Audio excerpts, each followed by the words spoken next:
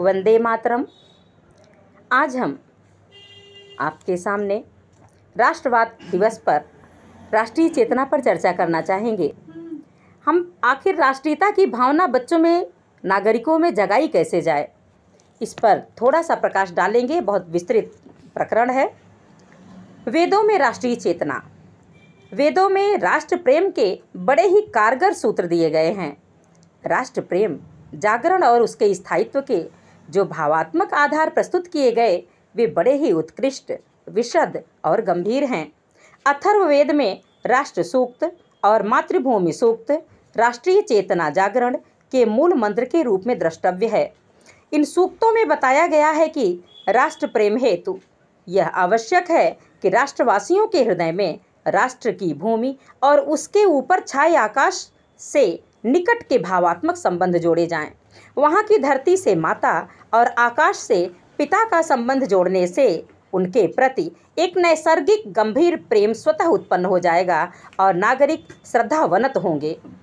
अथर्ववेद में प्रेम, ऐसा ही प्रेम देश की धरती और आकाश से जोड़ा गया है। राष्ट्र प्रेम की पुष्टि हेतु धरती ही नहीं अपितु उसे स्पर्श कर लहराते सागर, प्रवाहित नदियों, तरंगित झीलों और सरोवरों से भी प्रेम पूर्ण परिचय आवश्यक है। गगनचुंबिनी शैल श्रेणियों, हिमाच्छादित शैल श्रृंगों, सघन वन कुंजों से अपनत्व राष्ट्रवर्धन का सोपान है। यही नहीं, देश की धरती के क्रोड में संचित खनिज संपदाओं का ज्ञान भी देशवासियों के ही राष्ट्र प्रेम का अंग है। देश की भूमि में बसने वाले शिल्पियों, कृषकों, उद्यमियों, विशेषज्ञ विद्वानों से आत्मीयता स्थापन राष्ट्र प्रेम की कुंजी है। ये सारी बातें अथर्ववेद के 12वें कांड के प्रथम सूक्त की मंत्र संख्या 3, 4, 8, 11 एवं 12 में प्रभावशाली ढंग से वर्णित हैं।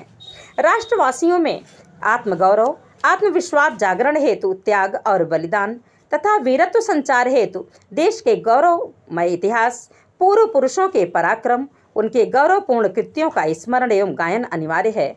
हमारी जिस धरती पर प्राचीन ऋषियों ने अनेक प्रकार के पराक्रमी कर्म किए हैं, जिसमें देव समर्थक वीरों ने आसुरी शक्तियों से धर्म युद्ध किया है, ऐसी हमारी मातृभूमि हमारे ज्ञान विज्ञान, शौर्य, तेज और ऐश्वर्य की वृद्धि करने वाली हो।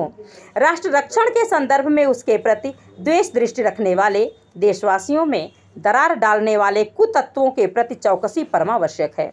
देश की स्वतंत्रता को हड़पने वाले लोलुप आक्रमणकारियों के विनाश में शैथिल्य कदापि उचित नहीं है। उनकी कुचालों के विनाश का प्रयत्न होना ही चाहिए। ऋषि मातृभूमि से प्रार्थना के क्रम में कहता है कि हे मातृभूमि, शत्रुता और द्वेष भावना से भरे जो लोग सेना द्वारा हमें पराभूत करना चाहते हैं, जो हमारा अनिष्ट चाहते हैं, जो हमें परतंत्रता के बंधन से जकड़ना चाहते हैं, ऐसे शत्रुओं का आप समूल विनाश करें। ये अथर्ववेद में अंकित है। राष्ट्र का विकास एवं संरक्षण मात्र नारेबाजी से संभव नहीं, उसके हेतु आंतरिक गुणों के विकास की आवश्यकता है। वे आंतरिक गुण हैं सत्यनिष्ठा, विस्तृत यथार्थ बोध, दक्षता, क्षात्र तेज, तपश्चर्या, ब्रह्म ज्ञान, त्याग और बलिदान। ये ही गुण मातृभूमि का पालन पोषण और संरक्षण करते हैं। राष्ट्र के हित में राष्ट्रीय भावना, बल और सामर्थ्य के सूत्र राष्ट्र बल सूक्त में दिया गया है। राष्ट्र सूक्त से देशवासियों की समृद्धि, स्वास्थ्य और दीर्घायुष्य तथा क्षात्र धर्म की प्रतिष्ठा हेतु प्रार्थनाएं की गई हैं। सुखी, समृद्ध और जागृत राष्ट्र का स्वरूप भी प्रस्तुत किया गया है। अथर्ववेद में ही अंकित है कि जिस भूमि में मनुष्य प्रसन्नता के साथ गाते तथा नृत्य करते हैं, जिसमें मनुष्य शौर्योचित गुण से परिपूर्ण हुए राष्ट्र के संरक्षण के लिए युद्ध करते हैं, जहाँ शत्रु रुदन करते हैं, जहाँ नगाड़े बजाए जाते हैं, वह पृथ्वी हमारे शत्रुओं को दूर भगाकर हमें शत्रु विहीन करे। वेदों में राष्ट्रीयता के उत्कृष्ट गुणों के विकास के सूत्रों, प्रवृत्तियों एवं मर्यादाओं का उल्लेख है। उस क्रम में अनुभव होने वाली कठिनाइयों तथा उनके निवारण सूत्र का भी उल्लेख है। राष्ट्रीय अवधारणा का एक उत्कृष्ट चित्र है। आदर्श राष्ट्र के निर्माणार्थ स्वार्थपूर्ण महत्वाकांक्षाओं का वर्जन है। राष्ट्रीय भावनाओं के सुदृढ़ विकास हेतु आवश्यक है कि राष्ट्रभूमि के निवासी अपनी धरती के चप्पे चप्पे से परिचय प्राप्त करें, उससे प्यार करें और भावात्मक संबंध जोड़ें। उसके निवासियों से में परस्पर भाईचारे का विकास और कौटुंबिक संबंधों का संवर्धन हो। देश की संस्कृति एवं उसके पूर्व पुरुषों के वीर कृत्यों के प्रति गौरवानुभूति एवं गुणगान का आग्रह एवं अनुराग हो। राष्ट्र के निवासियों के स्वास्थ्य संवर्धन समृद्धि हेतु उद्योग की चेष्टाएं हों।